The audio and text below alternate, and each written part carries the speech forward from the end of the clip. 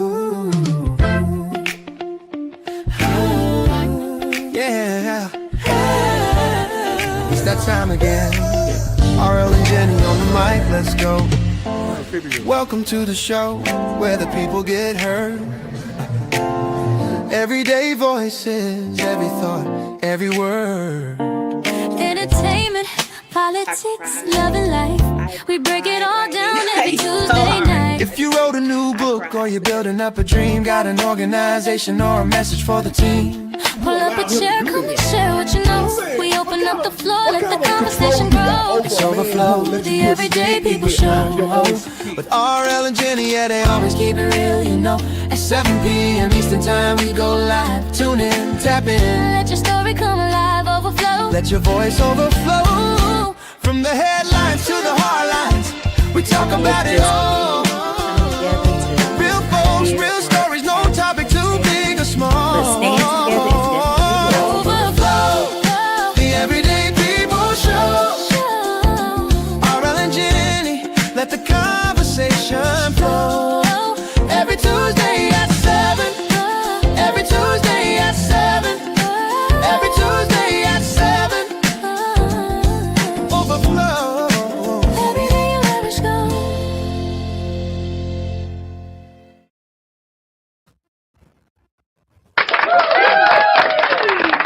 And welcome back to Overflow, the Everyday People Show. I am your boy R to the L, and she's your girl who? Jenny.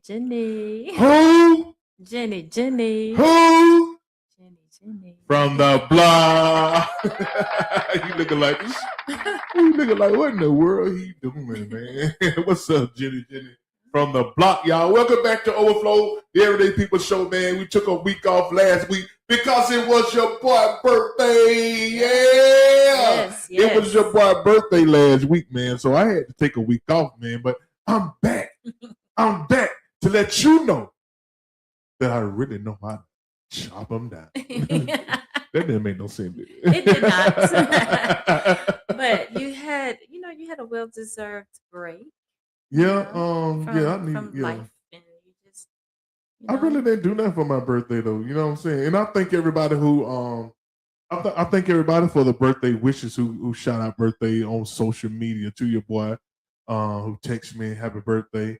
Appreciate it, y'all. Appreciate it, y'all. Listen, we ask y'all one thing: just please share this live to anybody you know. Share this live out to a group, a friend, somebody, anybody. Just share this live out, man. Share this live out. We will muchly appreciate this. Did I say the word muchly? Muchly. You're trying to say much greatly appreciated. Okay, we do much greater. It's good to be working next to a teacher to help teach me the proper grammar and stuff like that. Right on. All right, let's what we got going on today, man? What we got going on today? What's going on in the world today? Let's get into your boy getting booed. What do you mean, my boy? That ain't my boy. Yeah, you like to talk about him. That ain't my boy, though. That ain't my boy. You know what I'm saying? I guess you're talking about Trump, then. What happened? What happened? Oh, he got a great reception at the Knicks game. I don't know what possessed him to go to that game thinking he was gonna get a well-rounded reception. Knowing, I mean, he's from New York, but he's hated more where he's from. I'll tell you why I think that he felt it was going to be all good, because he's arrogant. He's full of himself, so he feels like because he was invited that it was going to be, that's a big thing. I got invited, so I don't think they played. I don't. Did they do the national anthem? Did they? I don't do. Was any? I didn't see the national anthem live. You know what I'm saying? I don't know what we were. What we were doing. We was out and about or something. I think so. Oh, we were watching a movie and we caught the game, and why it had already started. So we were watching the movie. So but let me play a little bit. It was funny to me. I had to ask God to forgive me, because every time I saw it, I was laughing. I was like, let me stop. Ask God to forgive you for what? It's Because to human. me, it was just funny. You don't have to ask God to forgive you for everything. It was sinister the way I was laughing about it, though. I got enjoyment out of that, and that's not good. Well, let me play. They even had places all around New York when they were watching the game, and everybody was booing him. Everywhere they show, they booing him. Let's play this.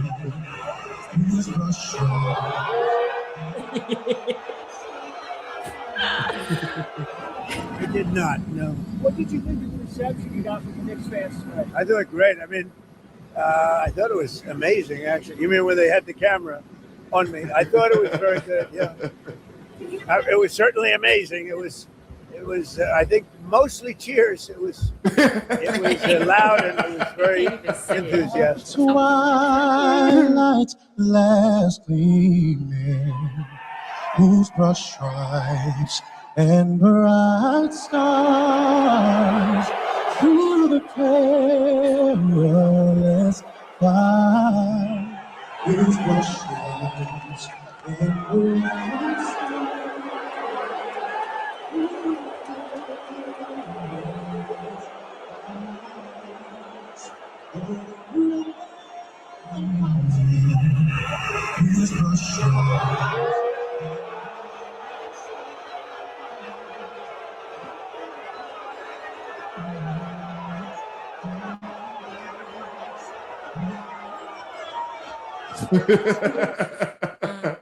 So they gave him a New York welcome, you know what I'm saying? If y'all watching, y'all share this live out, please, y'all don't mind. So he got a New York welcome, man. He was in denial. He said it was amazing. It was amazing. I think Trump that type of person. I think Trump he's a narcissistic type person. Yeah. Well, maybe he took the boo just like admiration. He didn't care about them booing him or not. As long as he somewhere where something's going on, somewhere where they're gonna show him live, where his picture gonna be cast live all over the United States of America or over the world because it's the finals, right? You know what I'm saying? Yeah. And he just wanted that. He want to be seen. Of course. You know how some people they don't want money. Mm-hmm. They want fame. Mm-hmm. And they don't care about the money. He don't care about being liked. He just want to be seen. Attention. Yeah, he loved that attention, man. But he knew it was mostly him being booed because he was like choking up on it when he was saying, like he knew he wasn't getting cheered like that. Yeah, he knew they didn't. He don't know nobody like him, man. It was funny. There is some people out there like him. You got a lot of people out there who like Trump, man. I know. You know what I'm saying? Or else he wouldn't have won. Sure. You know what I'm saying? Or did he really win? You know what I'm saying? Because a lot of people say it was rigged up. Elon Musk hacked into a lot of these machines, and I think it's easy for them to cheat because all they got to do go in all these little small counties and just rack up all the numbers and all that. So yeah, man. So it was fun to see him up there, that little smirk on his face when you know what I'm saying. I don't know what happened to America, man. This is a saga in American history, man, that would go down. People gonna be talking about Trump for a long time in a bad way. Like what the hell happened to America at this point? And, you know what I'm saying? Like after Obama, how did y'all go from Obama to that? You know what I'm saying? Yeah. So that's gonna be talked about in America. Speaking of America, we got Juneteenth and the 4th of July coming up. I call it the 4th of July, 4th of July. So let me ask you something. If y'all watching, y'all please text in the comment section. Do y'all really feel American-y? You know what I'm saying? Like, do y'all feel like you know how these Republicans, they be, I'm a patriot, and they wear these American flags and they fly the American flags and stuff like that. Do y'all feel like y'all are part of America? Do y'all really feel like this country is you're part of this country? Well, let me bring this guest up. Okay. What am I doing? I don't know what I'm doing.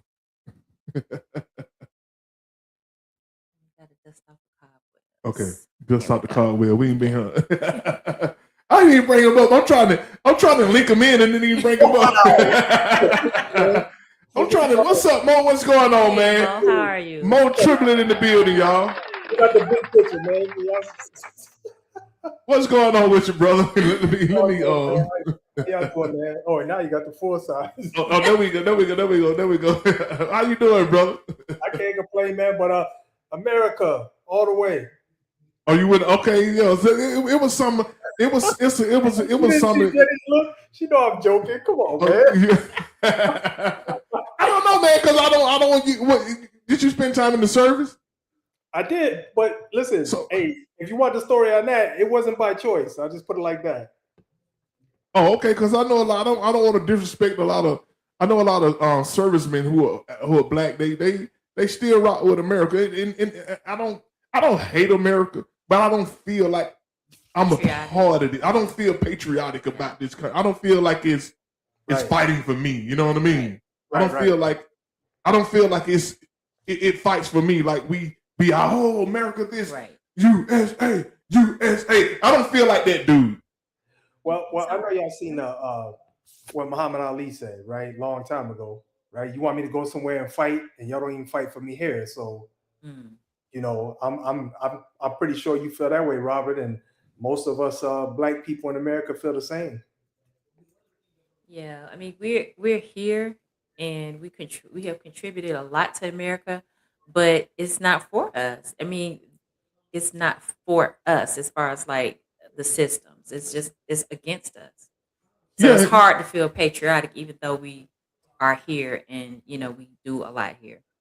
and then like I was telling you, like it's because we don't have no say so in the financial system. We don't have no say so in the healthcare system. We don't have no say so in the political system. We don't have no say so in the media system. We don't have no, and we've been here. We've been here all our lives. As long as we've been here, we still haven't worked our way into any of these systems where we can like say we in the room and we got a voice in the room. Right. And this is why I don't understand. This is why I don't like a lot of these black MAGA guys, these black conservatives. Not I don't like them. I don't understand their logic. I mean, like at least, and I'm not championing the Democratic Party either. But at least in the Democratic Party, we are in the room.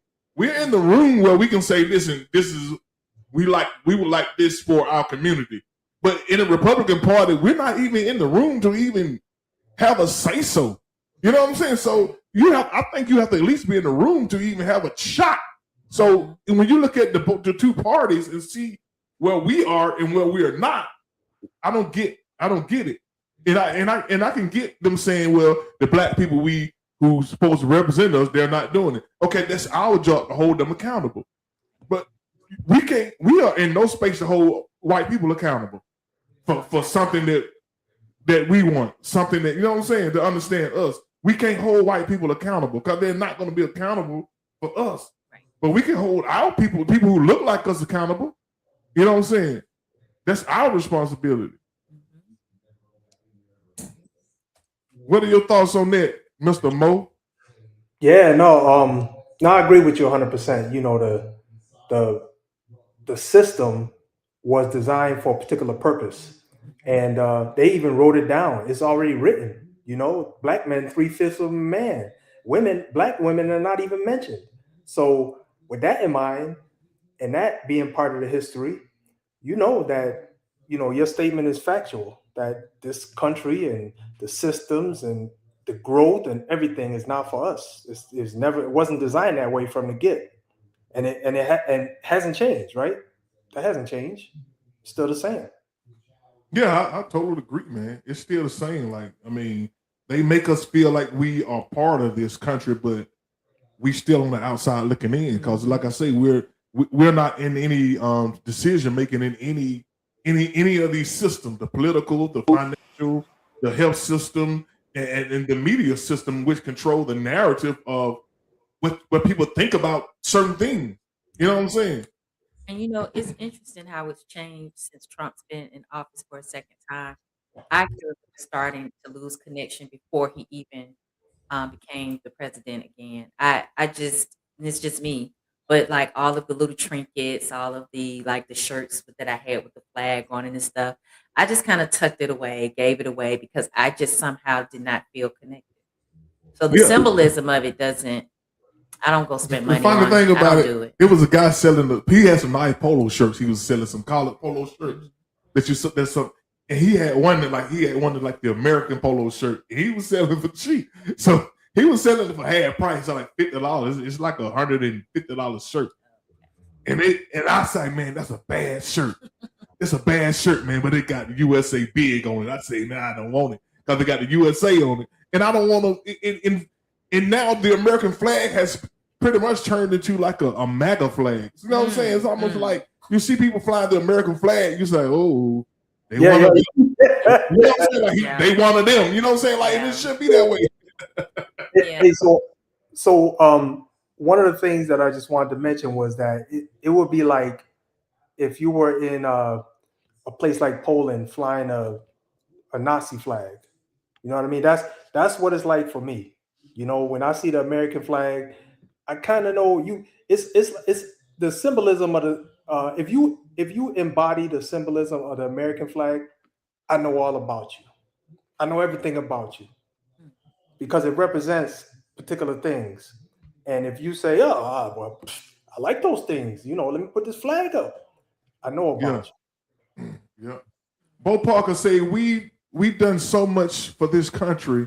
We built it. Some died for it. This country, as flawed as it is, leaves room for us people to be successful as a race. It started with us. We were slavery 400. We were slavery 400 years. The generations that we are resilient. And I agree with you, Bo, to a certain extent. They just don't acknowledge us, though. It feels like we move forward. We're not. It feels like we're going forward, but in reality, we're not because we're not in control of nothing. Right? Because as a people, they don't want to acknowledge us in this country. They don't want to acknowledge the things that we've done, and they've tried to make it seem like it was everyone else but us. So, I get it. But I think it's just the whole reality of not being embraced. I think we've been used more than anything. If y'all watching, y'all please share this live out if y'all don't mind, ma'am, sir.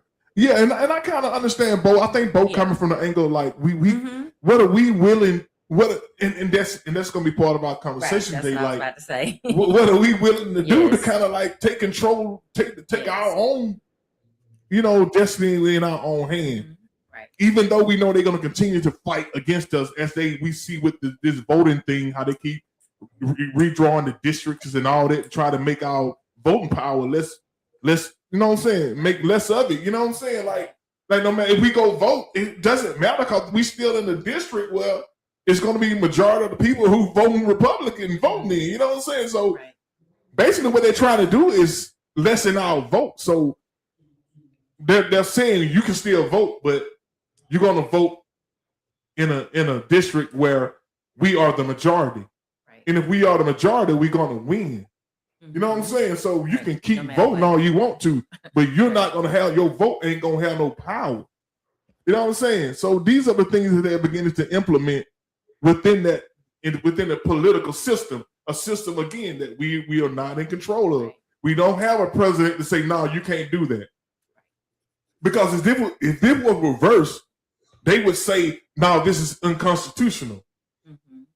But now, since they got mostly conservative judges, which the Supreme Court is supposed to be blind, just supposed to be blind, and they are ruling with it. You know what I'm saying? Like, this is racist. How the hell are you gonna say something racist is? You know what I'm saying? Basically, they're saying we are racist. They flipping it on us, saying black people are racist. They trying to draw up district for themselves. That's racist. They can't do that. You know what I'm saying? So it's crazy, man. Yeah. To Bo's point, like, I get it. We have had grace to a certain point that hasn't always been to rise up and have our successes. At the same time, are we taking advantage of that? Can we succeed in collectively being successful? Because individually, I think we have had, our own, but, can we come together with the somewhat freedoms that we have here? So let me speak on that a little bit, because I don't think there's another race that has had to unite in order to become successful anywhere, right? So that we just asking the black people to do that, right? You black people, y'all got to get together, y'all got to unite, and then you'll grow and you'll start becoming successful. But no other nationality, group, whatever has had to do that. So there is no, just to ask us to do that, that's entirely unfair. And for the fact that, we've had these roadblocks, they had these roadblocks in place for a long time. We couldn't vote, couldn't do a lot of things, right?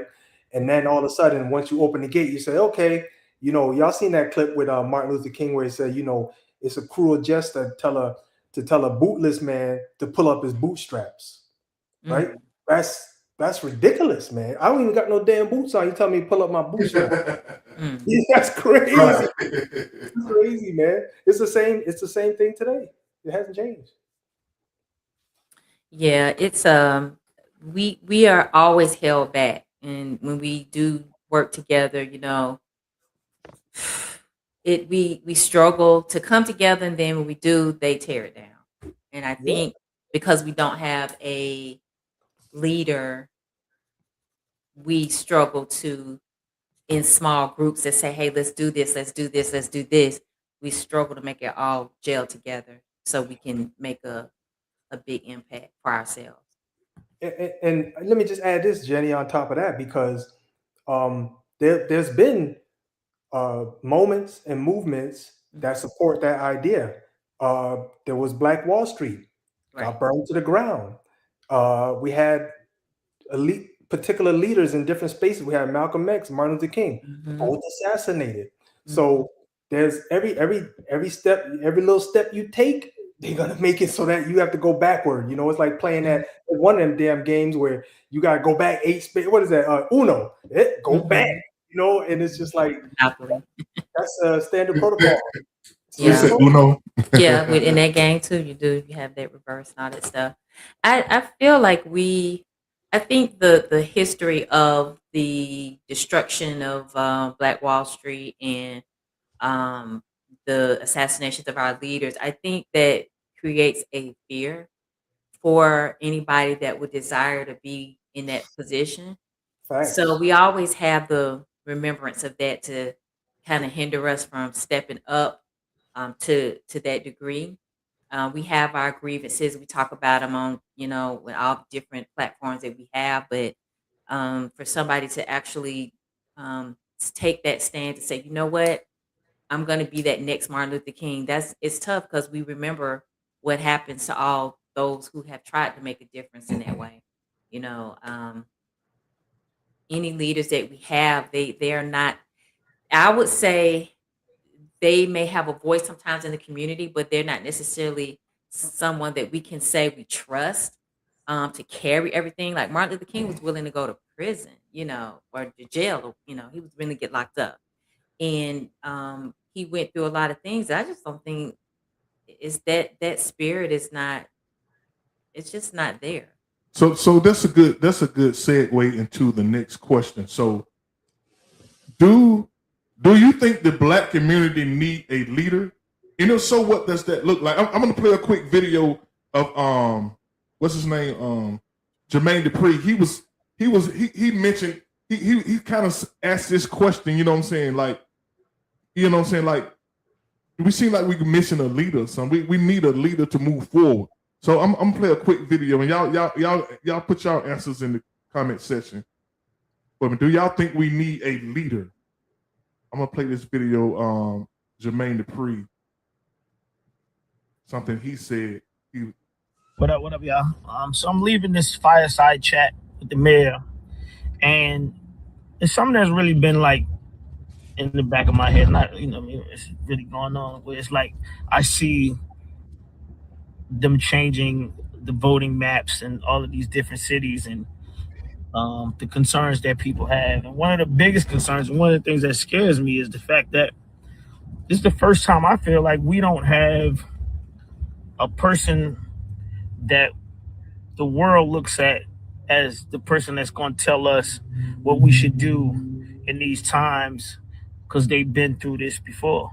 You know what I mean? Rest in peace, Jesse Jackson. We lost John Lewis. Like, we don't really have anybody that's um playing that role that I'm, maybe I'm missing them. So you can correct me if I'm wrong, but I feel like we're being left to deal with this the best way that we know how. What up, y'all? So he didn't say leader, but he pretty much saying the same thing. So do y'all think what's the problem with us even kind of like uniting or coming together? It's because we don't have nobody to galvanize around. Right. We don't have that central figure like Martin Luther King or Hosea Williams or we don't have those people. And everybody that we got speaking for us, they're like in the entertainment business, and and they sell out, and we see them selling out. Like what we would call they selling out. Like they'll go sit who we think are people who are adversarial to who we are, like Trump, like Snoop Dogg, and all those guys. They when you go sit with Trump, it's almost like you giving up. You're giving up something that you can't get back. You know what I'm saying? The community don't look at you the same. Right. But we don't have those Martin Luther King type leaders who they don't want to be politicians. They're not trying to collect money. They just interested in their people and their people only. So do y'all think we need a leader, man? I do. Absolutely think we do. Because if you like I said, we have all these spaces that we talk and complain, or we have our grievances, but and there's some groups that come together and do stuff, but it's in spots. And when you have a leader, you can be more organized, and anything that's an organization or something, it has to have a leader. Or if not, it's just scattered. It's just here and there, and it's nothing that is a whole unit. And so when you have a leader, then you have someone to kind of pattern or answer to, or to say yes to. This is how we should do it. We're gonna stick together. You have leaders for everything, for schools, for government, for anything that's something. You have to have a leader for what we are doing, which is trying to get our people treated with the respect and the fairness that we should have living in America. However messed up it's been, if to even just try, we have to have somebody like that. But I mean, how many years has it been? So you 50 think some years so you think since we've this is had a why leader? so you think this is why it's difficult for Black people to galvanize around Yes. each other and come together, because we got too many people saying different. It's too many cooks in the kitchen. Nobody. You know, everybody want to lead, don't nobody want to follow. So with everybody want to lead, ain't nobody being a follower. You know what I'm saying? Right. And Martin Luther King was a very smart man. Like, he was very spiritual, and he was very smart, and he was sure of himself. And he may have had struggles at times with a little, being tired or a little. But he wasn't a fearful man. Like, he didn't like the threats and stuff of death, but he wasn't a fearful person, and that's why he was able to move the way he did, and that's why people were so torn over his death, because it took away the hope that we had in even trying. I mean, he was amazing, and he's been gone 50 some years, and look how long we've been without a leader. I mean, to have somebody of that caliber again, it's just like, I don't know. Is it even possible? I don't know. What's your thoughts, Mo? Oh man, I wrote a bunch of stuff down. It's probably all jumbled now. Hold on, let me see. Yeah, so organizer. Yeah, so I use the word organizer instead of leader. Black folks don't like the word leader. So Okay. yeah, we need like an organizer. We need somebody who can organize a movement, just like, and that's what I think that's what Martin Luther King did, and that's what Malcolm X did. They organized the movement. Yeah, obviously they were the leaders, but the primary thing they did to get things going though was to organize the process. And yeah, we don't, and then we don't have that, but then also, everybody does not think the same, and everybody doesn't want the same thing. So it's probably going to start off as kind of a grassroots movement, and few people are going to get together, and then it's going to grow from there. If somebody takes the reins. But yeah, that's something that's definitely needed. I see it happening in small spaces, but it's just a matter. It's going to take time for it to grow because. So the one example I'll just say this last thing. One example I'll say is the church. See, the church has group organization, right? Everybody, everybody, you got different denominations within the church, but essentially everybody has, a, standards that they go by, there's processes that they follow, and, everybody's dedicated and devoted to their church. You got to take that, put it in the copy machine and spit it out so that it comes out as a blueprint for being black in America. I'll leave it at that. But the thing with you mentioned the thing with the church, man. I think for some reason the church has gotten a bad rap over the years, and I think it's because of a lot of pastors being caught up in these scandals, and a lot of people don't see the church as part of the community no more. The church used to be the central part of the community. Now today's churches, they are just located in the community.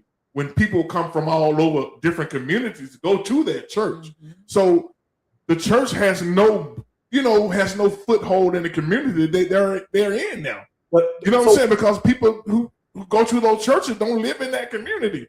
Yeah, they just needed a spot to build. You know what I mean? So churches are the path. Go ahead. Go ahead. Oh, my bad. I agree with you. All I was saying was that structurally, they have the structure that we need to take and copy to make a blueprint for what we're talking about building, I say black excellence, I guess I'll put it that way.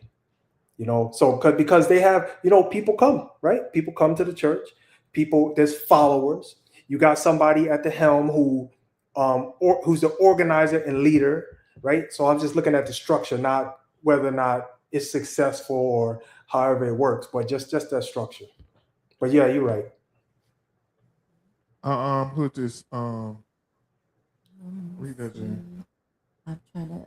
Etna Mason. Okay. Etna Mason. Okay, so she says we need individual family plans for now, if or until others rise up. We already see their plan is to cut ties with African Americans, the ones without and the working class. Yeah, exactly. And we watching this stuff. Y'all please share this live out, please, if y'all don't mind. And we watching this stuff right before we watching them turn stuff back, that the gains that we have, the little gains that we have made, because they have been little gains. But to us, they're big gains because we didn't have it before, right? You know what I'm saying? But like I said, we're not in control of no system in America. They can change it when they want to change it. They can change the voting rules the way they want to change the voting rules. They can change, the school curriculums when they want to change it. They're not even allowing people to teach our history. Exactly. You know what I'm saying? Exactly. And they're redlining and just doing everything to us. But it seems like we're the only group of people who not really like fighting like we used to fight. We used to fight for this stuff, man. And now it's a lot of fear, and we don't again have an organizer / leader. We don't have anybody. So as passionate as we can be about it, you still have a group that's like, well, as long as I'm good, then I can't worry about it. I done made my success here. I'm fine. I can't worry about it. A lot of times we looking out for ourselves, but as a whole group, it's like every man for himself. We just not coming together because we don't have that leadership. Don't have it. So can I add this? That yeah, that you guys are right. I agree. But the one thing that I have to recognize is that even if we did put something in place, we did get something going, they're gonna be something to chop it down. Doesn't happen with other groups. They're allowed to flourish and do as they will, but our stuff, man, is just they coming together. They starting to talk. They starting to organize. Yeah, we got to do something. Yeah, but usually the way they chop it down is from within. They find somebody from within our own ranks to do it. You know what I mean? So you know, and especially with the leader we have over our country now. I mean, I'm looking at, and I'll bring this up.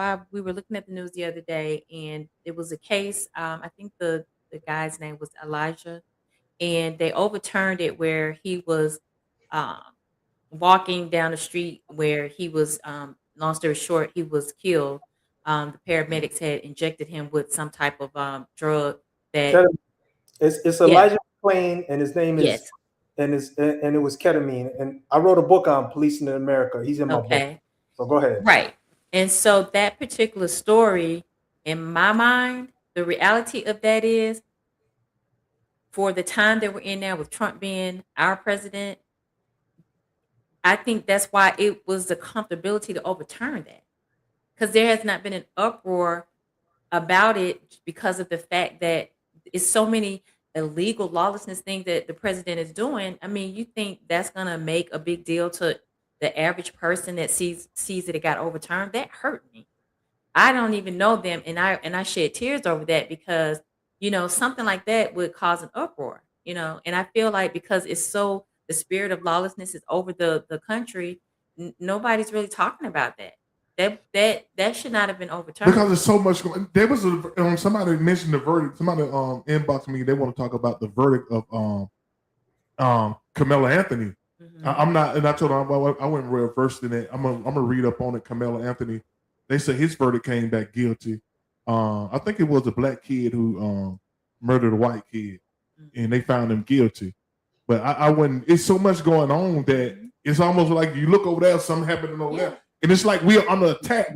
we're under attack, man. We the only one don't see it. I'm like, what? I be feeling like I'm the only one feel a certain. Have you ever felt like you the only one feel like you don't want to see something? You know what I'm saying? I don't want to see it this way. Like, and if I say something, they're gonna say you doing too much, you saying too much. But sometimes I feel like I'm the only one who see like we are under attack again, but they doing it. If they finding legal loopholes to do it now, and they're not doing it with whips and. You know what I'm saying? They doing it with law. You know what I'm saying? And overturning laws and implementing laws. And they say, okay, this is illegal now. You can't it's a law. You gotta obey the law. And, you know what I'm saying? Yeah, and they show us little bits of it to keep reminding us we in control. With police brutality. We distracted with damn line dancing and you know what I'm saying? And I'm not saying I'm for having fun. Like, I'm for all for having fun, but I'm saying like God dog it, man. We gotta be serious somewhere. Right. At some point, we gotta. This is a question I pose to people. Are you comfortable with your grandkids growing up in a future America the way it's trending now? Are you comfortable leaving the fight to them? This is what we gotta say to each other. Are you comfortable leaving the fight to your grandkids? Are you comfortable with it? Are you comfortable with your grandkids having to take on this fight that we should be taking on? You know what I'm saying? Right. And I think every so often that's a fight that we have always had to fight. You know what I'm saying? I hate to make this funny, but all my life I had to fight. You know what I'm saying? That's all our lives we had to fight for stuff. Yep. And I think we got to a place where we relaxed and we felt like we was a part of this country. This country loved us and we're a part of it. Obama's a black man, it's a president, and we made it. We're here. And then they just snatched the rug out with Trump. They went from Obama to Trump. That is such a big contrast of president that I've ever seen. I've never seen a contrast of presidents in one cycle in my life, from Obama to Trump. Yeah. I mean, total opposite. Yeah, total opposite. It's almost like we got to a place where we got a black president. Yeah. And now it's like we back to square. It's almost like we back to square one. No, not back to square. You went negative. You get back we negative. So you see it worse than me. But what? So now the question: what are we gonna do about it, man? Like, are we gonna keep talking about it? Or are we gonna try to organize? Are we gonna start organizing? You know what I'm saying? Like I told the guys, we got a group, Samaj, strong Atlanta black men making a difference. And I'm trying to get these guys, we can start a movement right here. We can start our own movement. We can get groups of 50 black men, and we just be dedicated to each other, man. Until we, you know what I'm saying? Because I dread leaving my grandkids in in this country, man, and without even fighting. Like they're gonna be looking back like, granddaddy, y'all didn't even try to do nothing. You know what I'm saying? Yeah. You know what I'm saying? Do you want that legacy on you? Do you want a legacy of not? What if our grandparents, people in Martin Luther King era, what if they never fought? What if they never fought for us? What would we be? And I know a lot of people say, "Oh, they wouldn't be treating me like that." No, nigga, you'd have been hanging from tree too. You know what I'm saying? If they hadn't fought for us, where would we be? So it's incumbent upon us to fight for our next generation, but we lacking, man. And I think we are in a failed generation right now. People my age, in between, I'm talking between the age of 35 and 60. This is our fight. This is our fight. Yeah. You know what I'm saying? This is our fight, and somehow we got to find a way to fight back, man. Yeah. And I'm not talking about with guns and knives. Right, we got to be strategic like everybody else strategic. You know what I'm saying? And we're too distracted. I think we live in a time where it's so much partying, and so many distractions of having like fun and living our best lives that we don't have space. We don't create space for that. And I'm gonna preface more what I'm gonna say with, it's okay to have a good time, because we do. That's how you get through life. You know, you work hard, you know, you have some enjoyment time with family, friends, you do things. But on a whole, there has to be some type of focus to say, you know, we're suffering. Yes, some of us are successful. Some of us, we got it good, but we're still mentally and spiritually, we are suffering, and we're still being bullied and treated like we're less than human.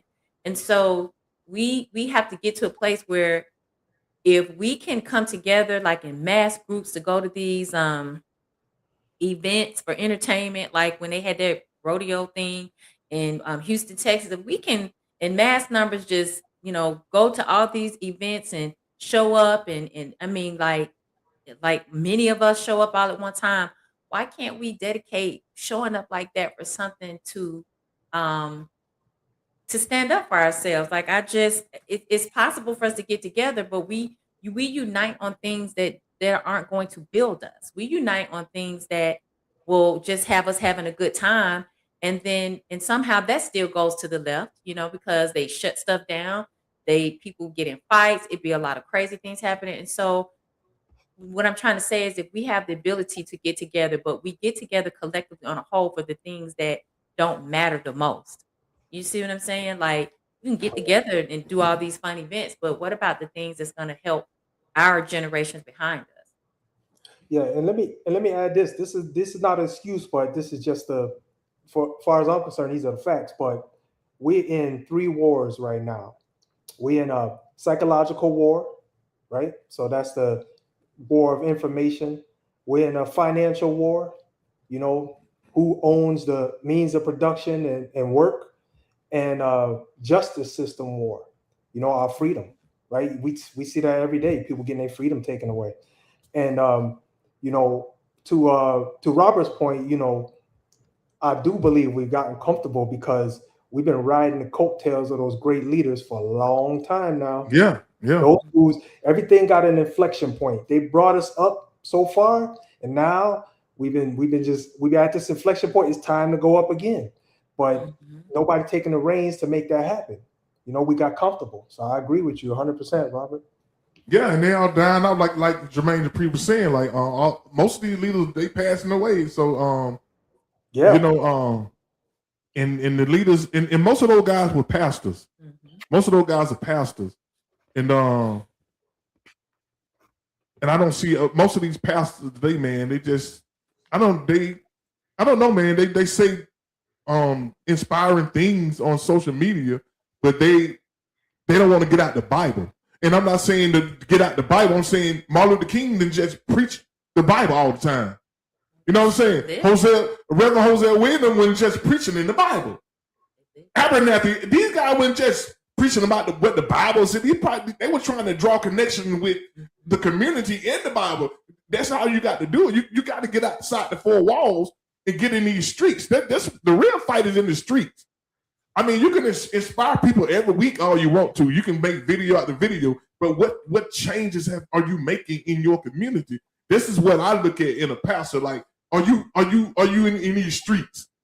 Are you getting in these streets, man? You know what I'm saying? And I think a lot of these pastors, they just want to be Sunday inspirers. They don't want to be in the mix. You know what I'm saying? They don't want to. They trying to build an empire. You know what I'm saying? Behind the walls. You know what I'm saying? Even Jesus didn't just stay in a building. You know what I mean? So, but when you say this stuff, people think you going against the church. I'm just saying the church. If you in the community, how you got a mega church in the community and everybody around you failing? That ain't of God. You know what I'm saying? It ain't that don't even feel like God. You know what I'm saying? The church is the most beautiful thing in the community. Everything around it tore down. You know what I mean? And it seems like the organization of church, and I can speak to this because I've been a part of a couple of major. Now I want to get into church. No, it's not that. No, I'm just piggybacking off of what you said. I've been a part of a couple of mega ministries, and it can be serving to us to some degree more so than the people that are not members, if that makes sense. There'll be events and things like that in certain times of the year where you have the outreach ministries, but the community still winds up looking the same though. And the people that are benefiting from that particular organization are the people who are members that come every week. Yeah. So it almost becomes like a club almost, you know? I mean, and it's not expanding where you see a difference in the community. Right. But so I'm gonna ask a question because I agree with what both y'all said, but I need to ask this question. Is a tenet of a church to be a benefit to the community? Is that a tenet of the church? Or is it to just be a benefit to its members? I think community. I think a church has to be something for the community. Mm-hmm. You know what I'm saying? It's like a central point. Yeah, it's like a. I think this was God's plan. This is to me. I think it's God's plan. You know what I'm saying? But the church has turned into more like businesses, like small businesses, which a lot of people say it is a business. You know what I'm saying? But the church is not supposed to be a business. It's supposed to be a storehouse. It's supposed to be a lighthouse for the community. It's supposed to be refuge for the community. The church is supposed to be more than just a place of worship. It's supposed to be a place of refuge, a place of, you know what I'm saying? It's supposed to be a multitasking thing for the community, for the people around it. So are we saying the modern churches don't operate in that idea? I don't see that. I don't see that. I don't see. I see when church is out. When church is out, I see a police directing everybody right onto the expressway. Go to their own way. Go to their community. You see what I'm saying? Like go to your community. They leave in church. They leave in this community, and they going all out. And the police will hold up traffic, and then everybody out the church at one time. They hopping on the expressway, and they going about their merry way. They're not. These people don't live in the community. They don't live amongst the community people. This is the difference in the church. The church is just a place to worship. These pastors are just looking for somewhere to build a church with, so they can have nice tax breaks and all that. I guess, and wherever they come from, they go to the church. They're not a part of the community. They're just in the community, and that's a drastic change from churches from the past. You know what I'm saying? Well, everybody knew everybody in the church. Now you can go to church, man. You don't know nobody in there. Because, and we're gonna get to we're gonna stay on the topic. Just to add a little bit, it's like a lot of people that are at these mega churches. And again, I was a part of two. Very deep in it, very deep, and so I can speak to it. Most of the people are well-to-do. They have their nice cars.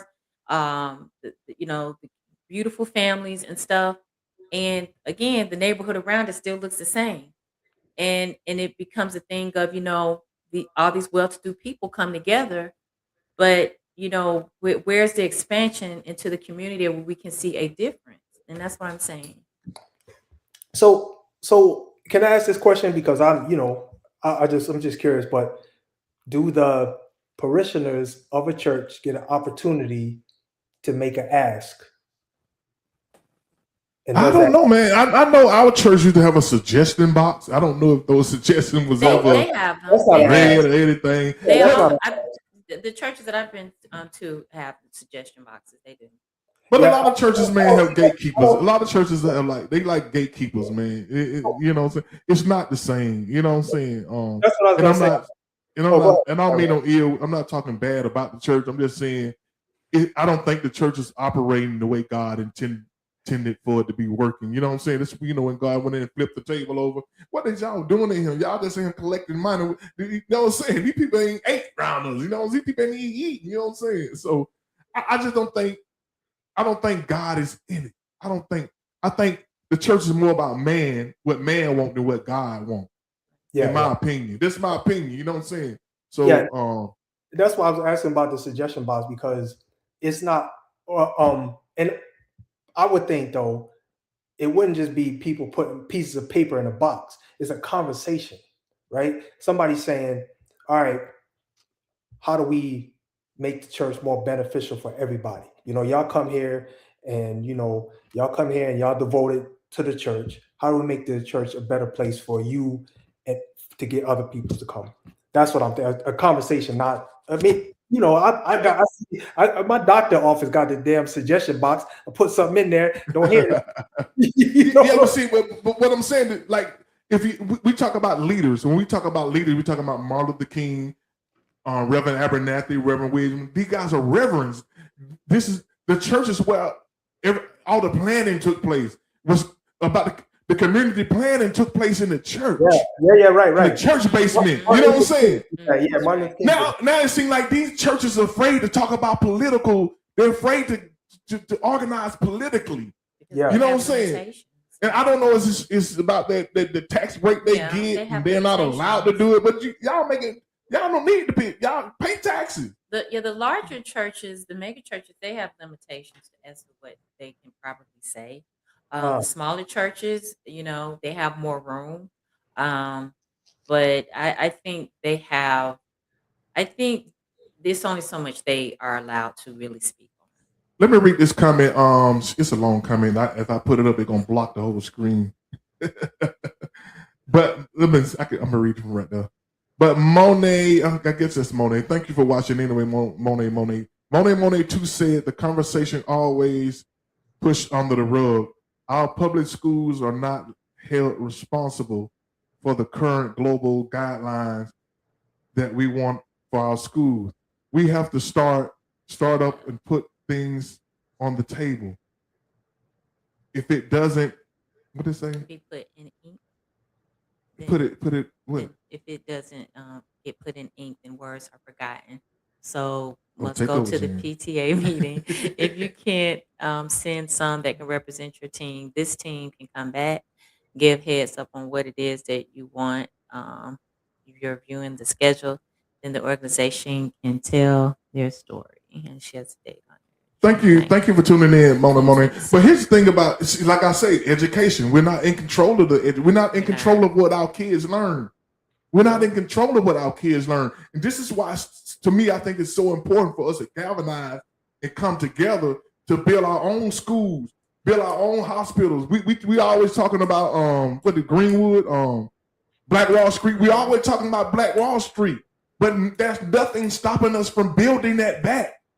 There's nothing stopping us but us. We talk about Black Wall Street and what they did to Black Wall Street. Yeah, they did that. They did that. They shut down a lot of Black community that were thriving. You know what I'm saying? But we have an opportunity to build our own thing. If we can come together and put our resources together. Right. Because anything that's funded by the government, they want you it's only so much you can do. And that's where what you just said, our resources, people that got the money, if we put our money together and without the fear that there is going to be destroyed, we can build our own schools. We can build our own things.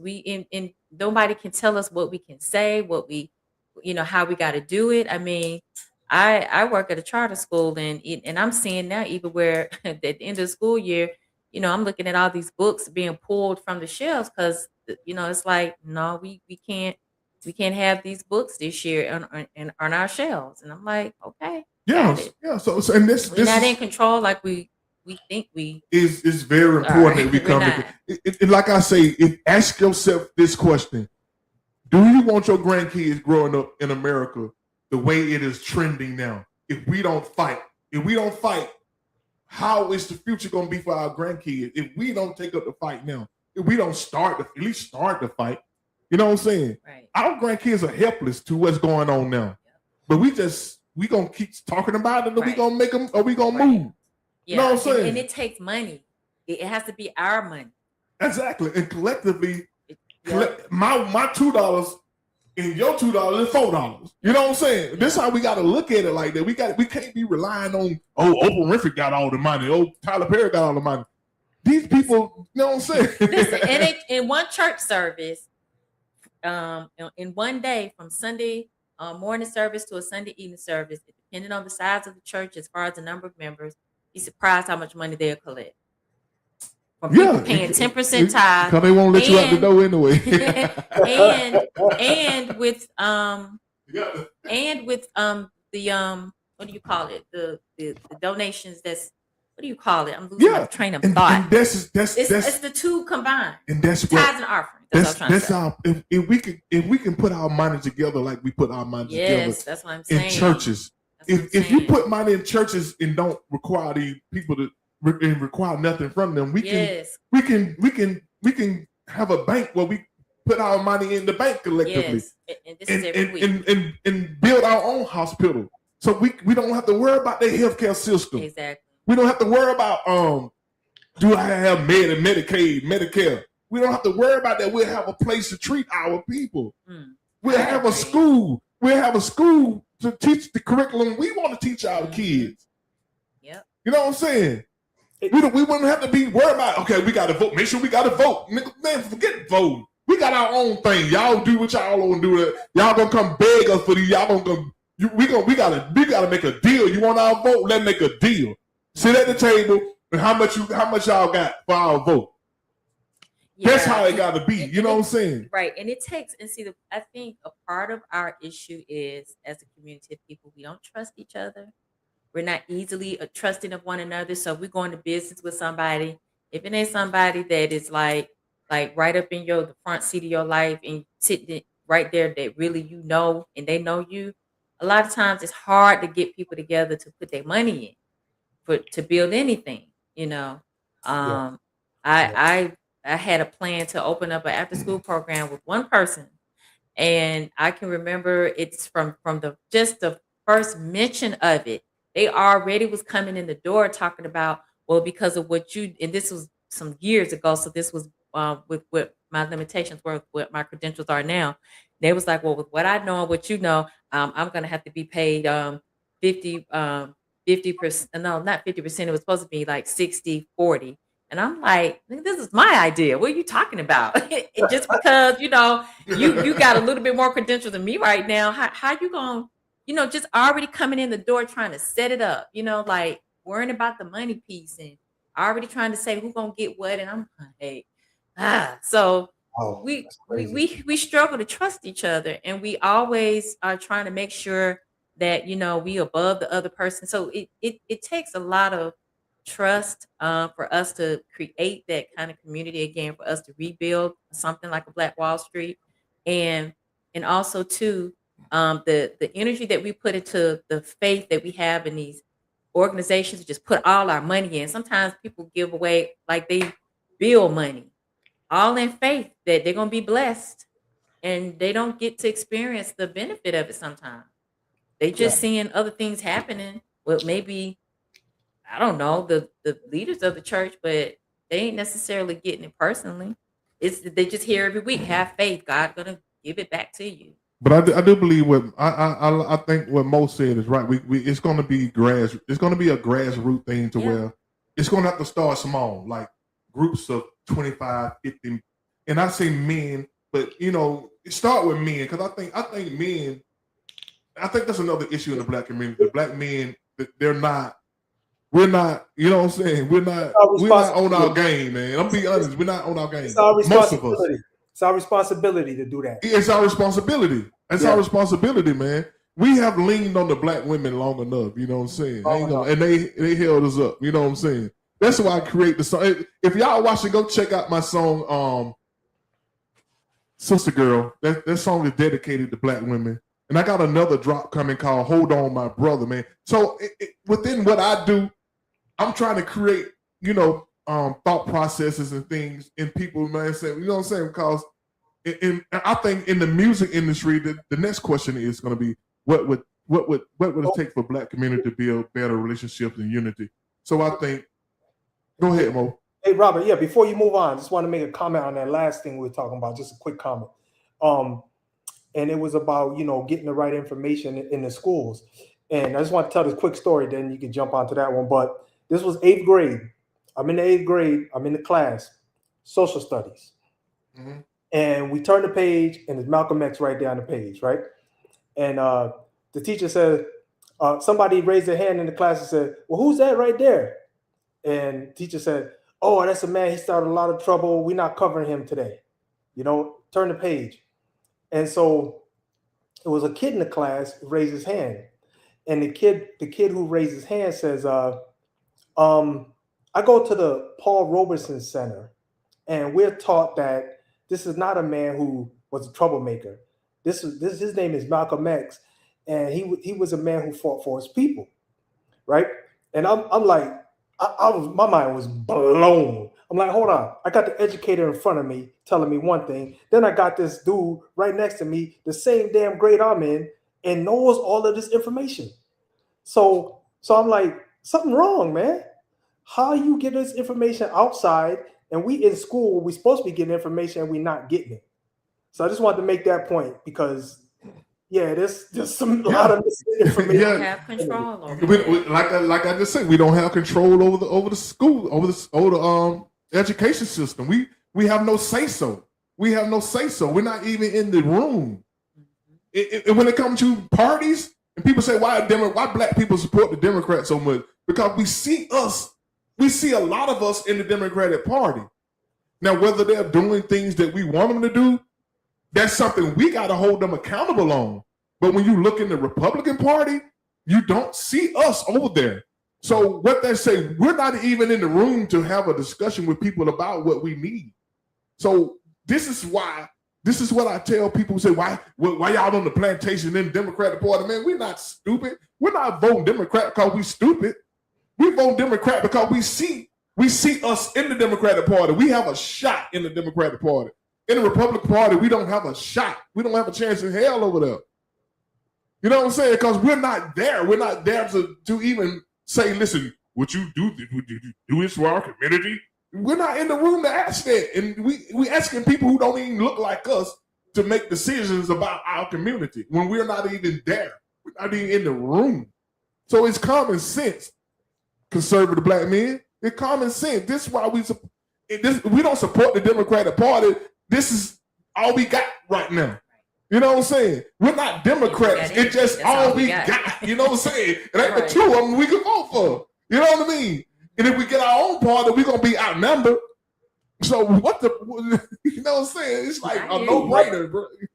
The same thing happens with, I teach financial literacy. The same thing happens, right? A lot of these people out here with these books, these rich men out here with these books that got information in them, and they say, okay, this is what you need to do. You need to put money in the cookie jar. You need to save this. You need to save that. You need to save this. I'm poor. What the hell are you talking about saving, man? There is no saving. Every time I get goes to a bill. I gotta spend it, dude. You know what I'm saying? I got $400 left over, and by the time I eat out one or two times, and you know what I'm saying? I can't listen to you, man, because you're not living what I'm living and giving me advice that is practical, that I can actually use. I just wanted to say that. Yeah. So the question is, what would it take for the Black community to build better relationships and unity? Like this is what I think we need to shift the conversation to. We got to start shifting the conversation from how we get here to where we gonna go from here.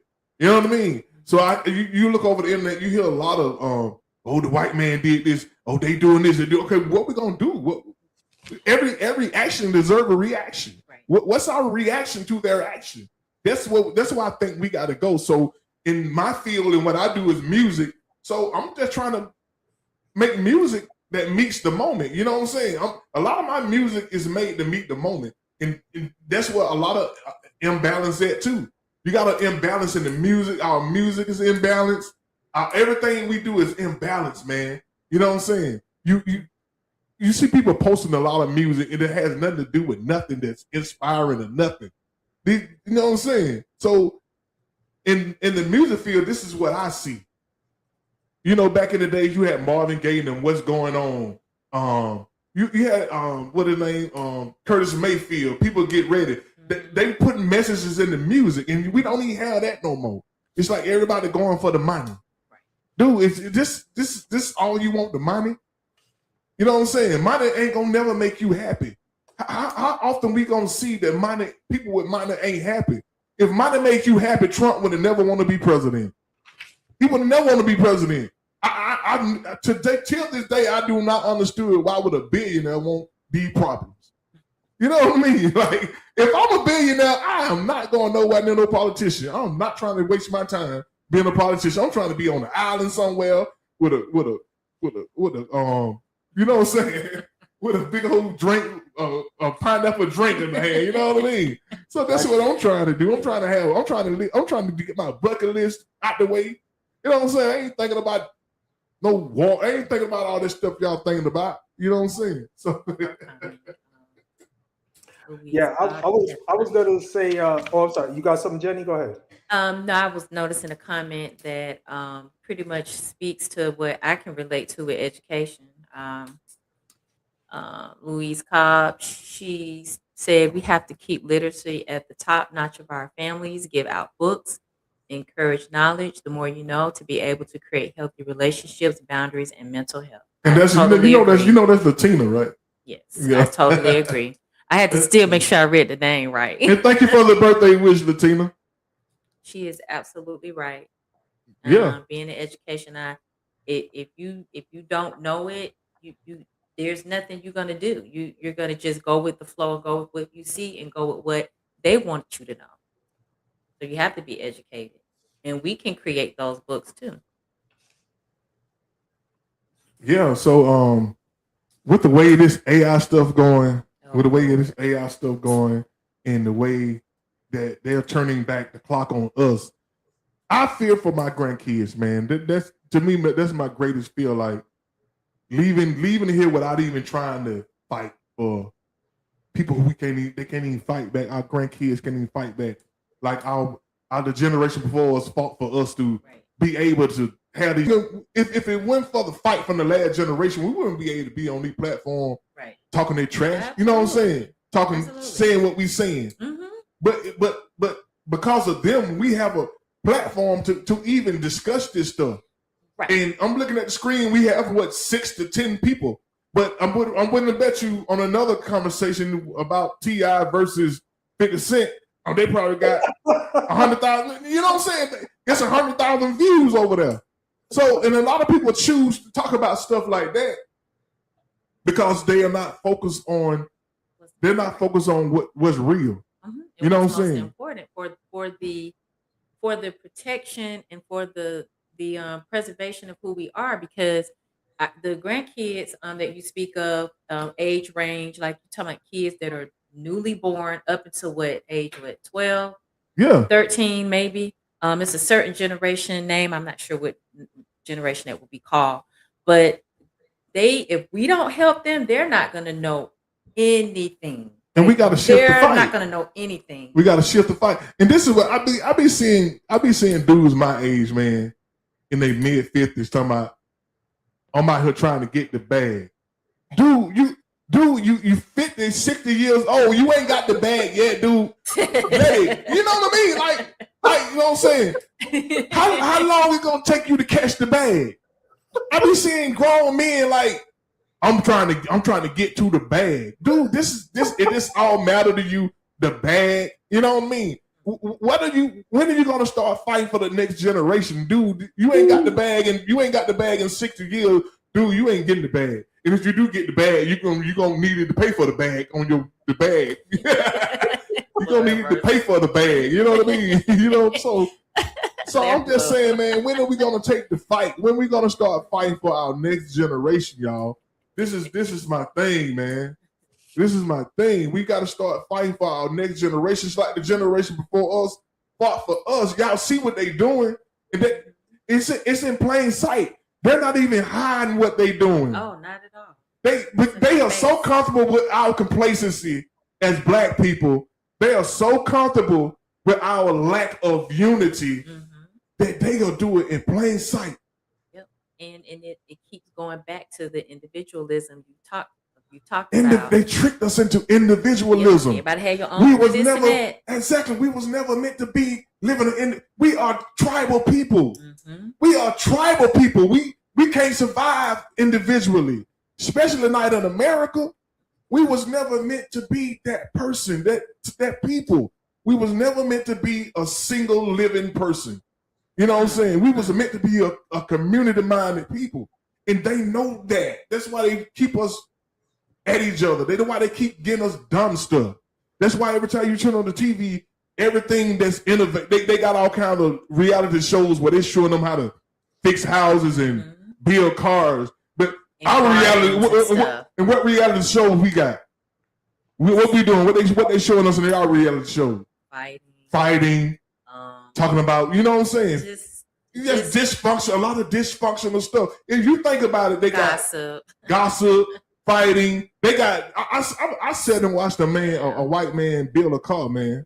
And I'm saying I know some brothers who can build cars too, but they don't have a reality show to build a car. But they showing them in the light, like they are innovative people. You know what I'm saying? Very smart. You know what I'm saying? But all our people, exactly.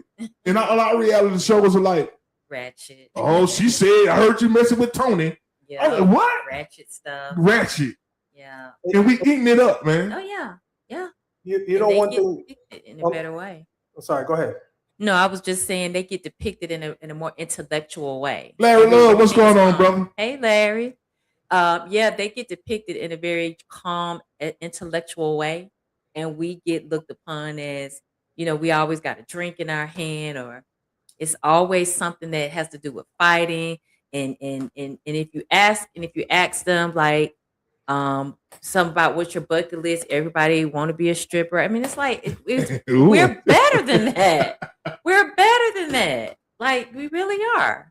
We're better than that. Yeah, I just want to point out one thing. I'm gonna say it's a psychological operation because who owns the media to even put that stuff out?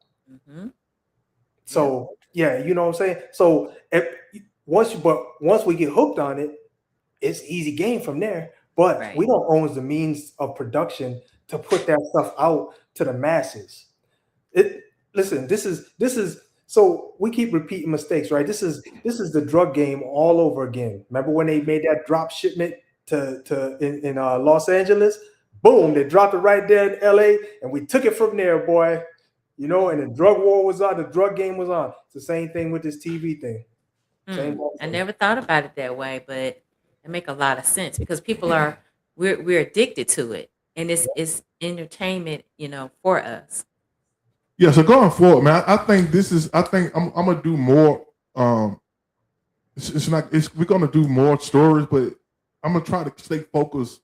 You know what I'm saying? And I know a lot of, and it's sad that more people don't want to, talk more about unity and stuff. Like I hear a lot, but I think overall we gotta start. We gotta go. We gotta be better, man. You know what I'm saying? We gotta fight. We gotta fight for our grandkids' future. I don't know. The gas prices are so high. I don't know if y'all watching. Have y'all ever visited the museum in Montgomery, Alabama? The shirt I got on. Oh yeah, Legacy Museum. Awesome The Legacy place. Museum, man. If y'all get a chance to visit the Legacy Museum, please go visit the Legacy Museum.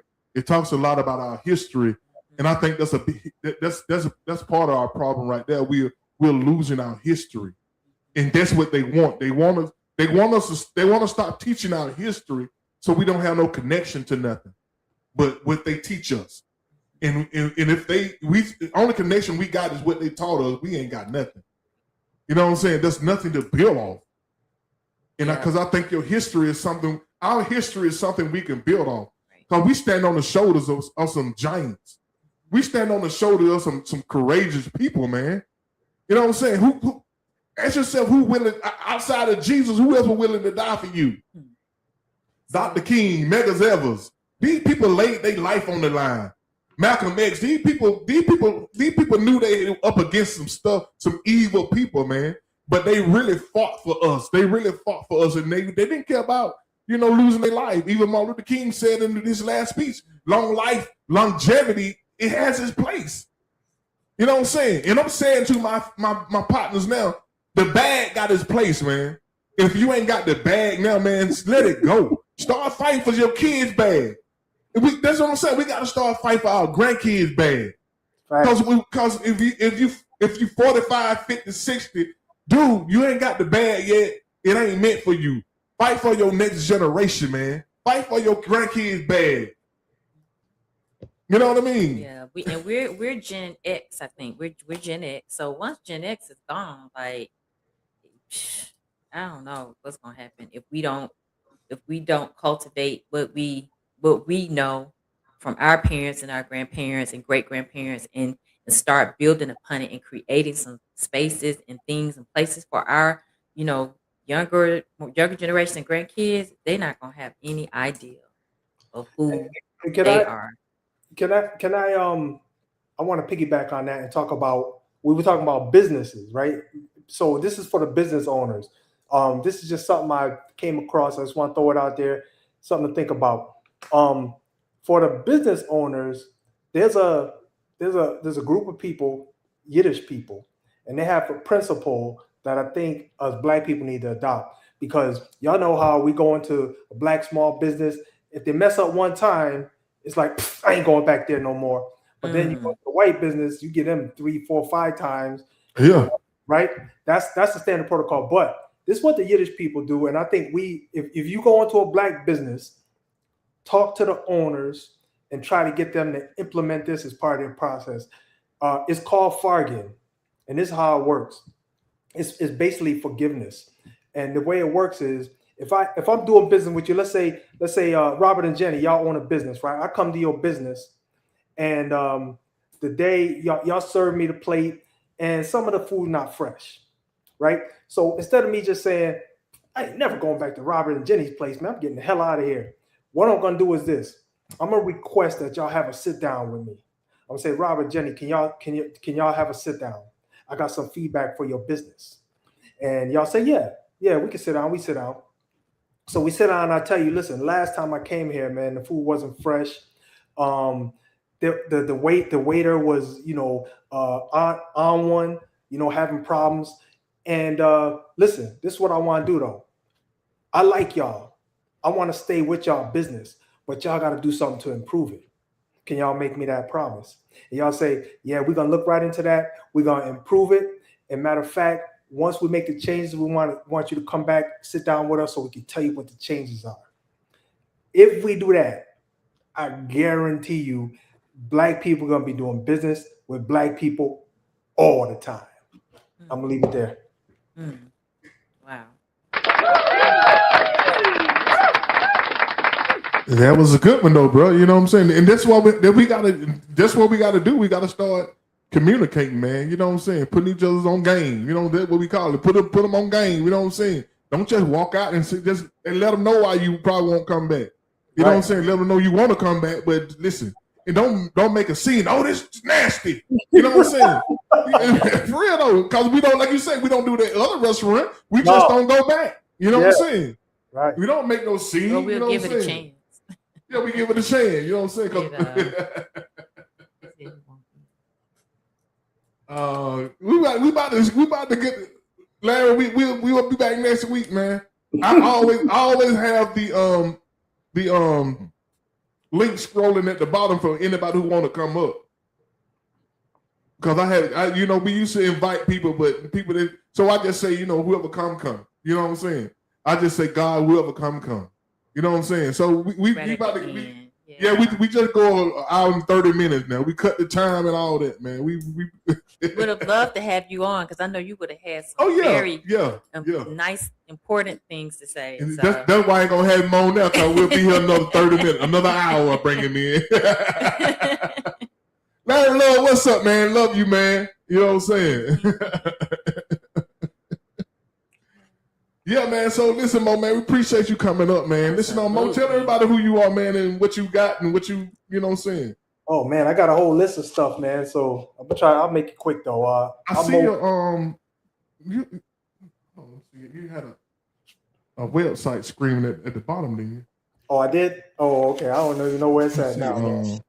Yeah, you got it at the bottom. Let me see, can I make it big? Put you on screen. What does that say right there?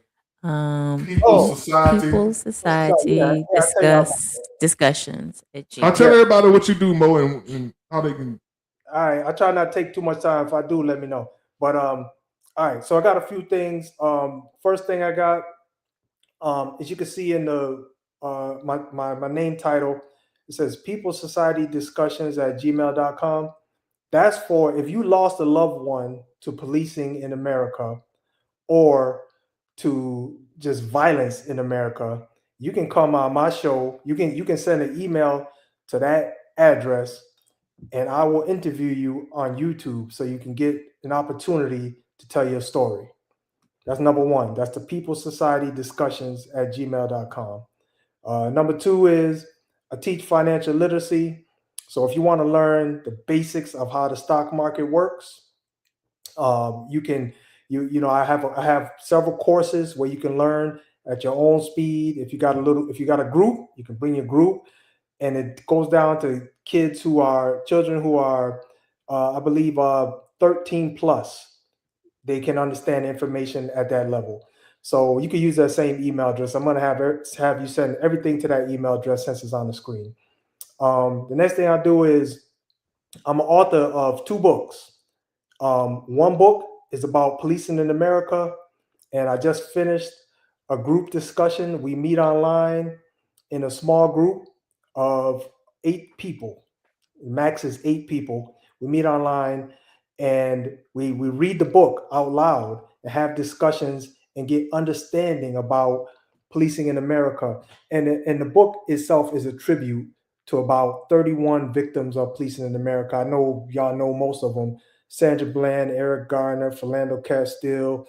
I could go on for days, and probably if you just throw a name out there, I'll say, yeah, they're probably in the book. Tamir Rice, etc. And so, and the goal of that is for awareness. You know what I mean? It's still happening today, as y'all see. But this is about awareness and understanding of why it's happening, how it started, and possible solutions. And then the last thing is I teach I won't say teach. I have a childhood trauma course, and I use my book. I got my own book. I've been through some childhood trauma. Maybe I don't look like it on screen, but been through a lot. And it's called Perforated Fiber is the name of that book. And I do the exact same thing that I do with the Policing in America book. Meet in a small group, we read the book, and we have conversations. So I'll leave it there, Robert. Hey, all right. Good stuff. Man, doing a lot then. You know what I'm saying? Y'all think I just pulled some guy off the street then, y'all. This man.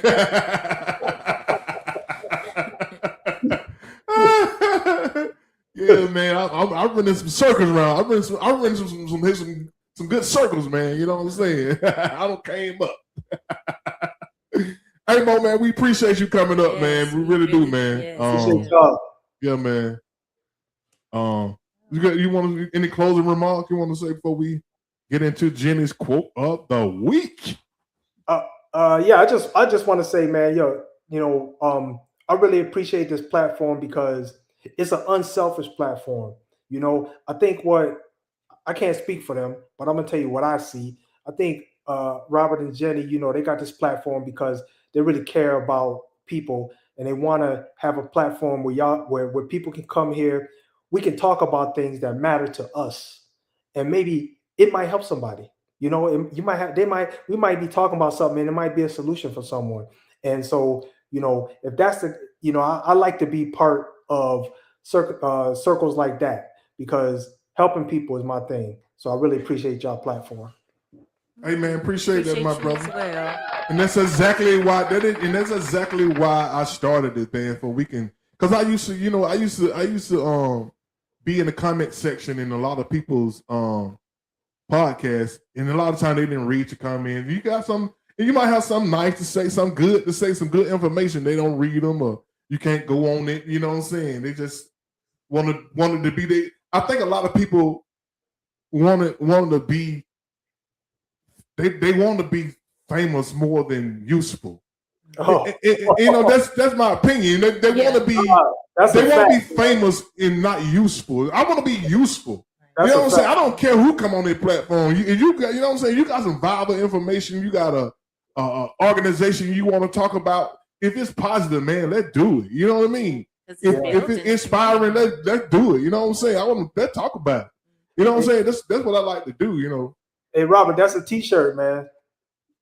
What that? So you stole it already. That's a T-shirt. No, I ain't gonna do it. I'm telling you, that's a T-shirt. Yeah. So I forgot what I said. You remember what I said, Jim? He said people want to be famous and not useful. They want to be famous. They don't want to be useful to people. They just want you to. They want you to gloat over them. They want you to be a part of what they doing, but they don't want to be a part of what you doing. Yeah. You know what I'm saying? And I think what Mo doing is very important. What he got going on is important. Mo should be famous. Mo should be known. You know what I'm saying? This man writing books and know about financial literacy. You know what I'm saying? People should know you. You know what I'm saying? Other than more than just people, rappers and all this stuff. You know what I'm saying? And I ain't knocking them, but I'm just saying information. People. We know a lot of people with a lot of information who should just want to share information. Because we have to heal. We have to heal as a people so we can get in a higher state, and we won't get there without the support of the type of things that like what you're doing, Mo, and others. So I initially I wasn't following you, but I get it wholeheartedly now, because I'm not the dude for the spotlight, but I am the dude. If you need help, come see me. I'm gonna help you change a tire, whatever it is. I love that. And I'm like you, Mo. I'm not for the spotlight, but somebody got to do it. You know what I'm saying? And sometimes people think because you in front of a camera that you love it. It's a sacrifice. You give up your privacy and you give up your space if you're a quiet person. Like I'm a quiet person, but it is, if it's to help, then I'll be there. I'll be in front if I need to. So, yeah, exactly. Yep. Yeah, and what else I'm gonna say? Then I think we need to get into the Jenny's quote of the week. Yes. So we're gonna get into Jenny's quote of the week, y'all. Let me get into the Jenny's quote of the week theme song. Let's hit it. From the heart of the people, let the spirit flow. Higher motivation everywhere we go. Jenny's got the word, keeping faith inside. A little bit of heaven to make your week right. Let the cup run over, let the truth speak. It's time for overflow. And Jenny's quote of the week.